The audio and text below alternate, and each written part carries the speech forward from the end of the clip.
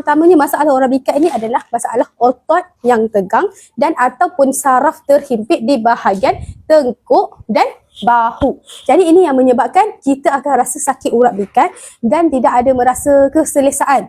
Nak tidur sakit, nak duduk sakit, nak tunduk macam ni rasa sakit. Okey, siapa yang ada masalah tolong share kepada ramai kawan-kawan kita, follow kita. Alright. Jadi yang pertama, kenapa orang yang selalu sakit badan ni, orang yang kerja cikgu, orang yang kerja main laptop, orang yang kerja bawa motor, bawa kereta, bawa bas, ini adalah orang-orang yang tergolong selalu sakit urat berikat. Dalam masa yang sama juga, orang yang kerja angkat berat, angkat berat, orang tukang masak, ini adalah orang-orang yang selalu akan terkena masalah sakit urat berikat dan tegang di bahagian leher yang menyebabkan sakit kepala. Siapa follow-follow kita yang ada masalah tu?